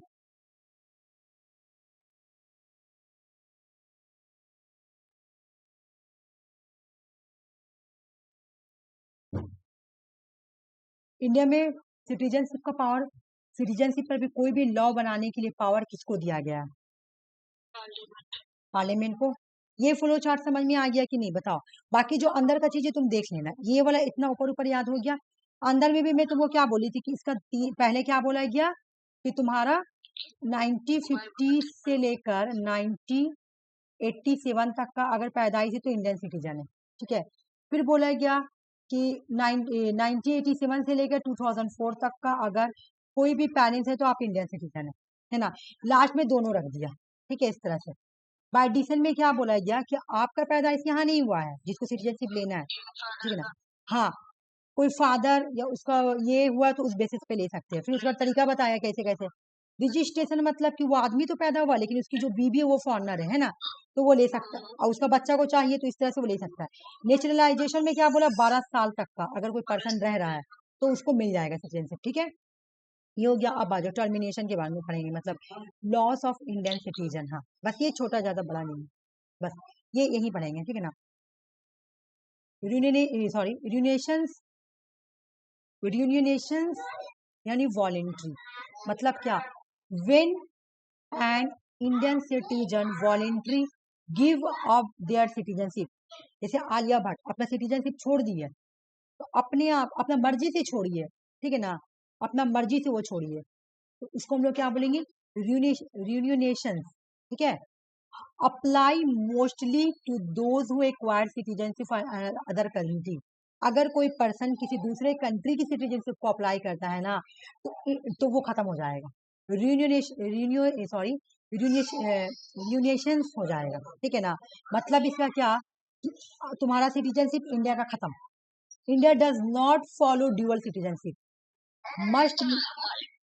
Must make a declaration to government of India, government of India बोल देगी आपका सिटीजनशिप खत्म, ये खुद पे खुद, ये आप अपना मर्जी से कर रहे हैं, है ना, ये हो जाएगा तुम्हारा रियूनियनेशन, ठीक है ना। टर्मिनेशन, ऑटोमेटिक खत्म हो जाएगा, कैसे भाई, apply when a citizen acquired foreigner से acquired foreign citizen voluntary Indian citizenship and automatically तुम्हारा खत्म हो जाएगा, ऑटोमेटिक। कैसे भाई, तुम अप्लाई की हो, ठीक है ना, तुम अप्लाई की हो, यहाँ तो तुम अपना मर्जी से की है ना, यहाँ पे अपना मर्जी से तुम छोड़ दी, अपना मर्जी से छोड़ी, लेकिन यहाँ पे तुम जैसे ही दूसरा कंट्री के लिए अप्लाई की ना, तुम्हारा सिटीजनशिप यहाँ से खत्म, यानी टर्मिनेशन, ठीक है। Apply when a citizen acquired foreign citizen voluntary Indian citizen and, automatic खत्म हो जाएगा, ठीक है। एक्सेप्ट ड्यूरिंग वार, ये सब छोड़ दो, वार के वार ड्यूरिंग वार, अगर इंडिया में वार हो रहा है ना, इंडिया में वार हो रहा, वार का सिचुएशन है, तुम तब जा रही दूसरे कंट्री में रहने के लिए, तब तुम्हारा सिटीजनशिप टर्मिनेशन नहीं होगा, ये बोला गया। डिप्रेशन का मतलब क्या है, इसको अच्छे से समझना, कि मान लो कि तुम इंडिया में आई रहने के लिए, ठीक है ना, ये कर्सर को कहाँ हो जा रहा है मेरे को, तो तुमने इंडिया, हमें अभी क्या बताया कि बाय बर्थ तुम्हारा, बाय डिसेंट, ब्रांड है ना, BRAND, है ना, ब्रांड के तरीके से तुमने, यहाँ पे आई लग जाएगा, है ना, इनकॉर्पोरेशन, ब्रांड के तरीके से तुमने सिटीजनशिप किया, ठीक है ना। उसमें से अगर तुम्हारा कोई भी एक फ्रॉड निकल गया ना, कोई भी एक तरीका फॉलो करके तुम सिटीजनशिप ले लियो, अगर तुम्हारा फ्रॉड निकला, तुम्हारा सिटीजनशिप डिप्रेशन हो जाएगा, डिप्राइव हो जाएगा, ठीक है। एक्ट अगेंस्ट कॉन्स्टिट्यूशन, तुम कॉन्स्टिट्यूशन के अगेंस्ट अगर कुछ करती हो, तुम्हारा सिटीजनशिप डिप्राइव हो जाएगा। असेस इनमी इन वार, इंडिया में वार हो रहा और तुम हेल्प किसको कर रही, इनमी को, इंडिया और पाकिस्तान में वार हो रहा है और तुम हेल्प कर रही हो पाकिस्तान को, चलो निकलो यहाँ से, तुम यहाँ के सिटीजन नहीं हो। Impression 2 year with in the 5 year of naturalisation, हम किसी पर्सन को नेचुरलाइजेशन तरीके से क्या किए, सिटीजनशिप दिए, है ना, हम किसी पर्सन को नेचुरलाइजेशन, अभी बताया ना कि नेचुरलाइजेशन का मतलब क्या, जैसे अदनान सामी नेचुरलाइजेशन सिटीजन है, और हम लोग नेशन है, हम लोग क्या नेचुरल है, नेशन और नेचुरल के बीच में फर्क मांगे तुम्हारा, वो मैं कल पढ़ाऊंगी। हम लोग ओरिजिनल सिटीजनशिप है, हम लोग नेशन है ना, हम लोग अपने मुल्क के सिटीजनशिप है, फुल सिटीजनशिप, लेकिन अदनान सामी जो वो नेचुरलाइजेशन के थ्रू उसको सिटीजनशिप मिला हुआ है, तो मान लो कि वो किसी कंट्री में 2 साल या 5 ईयर जेल में होगा, तो उसका टर्म डिप्राइव हो जाएगा, ठीक है ना। Live abroad 7 year without registration into the retain citizenship, अभी हम बताए ना कि एक आदमी, अभी हम बताए बाय रजिस्ट्रेशन में कि वो रह रहा एब्रोड में, उसको आके यहाँ से OCI लेना पड़ेगा, ठीक है ना, कि हम वहाँ पे अब्रोड में रह रहे, लेकिन हम आके यहाँ पे रह सकते हैं। अगर वो 7 साल के अंदर वो नहीं कर रहा, तो उसका सिटीजनशिप हट जाएगा, ठीक है।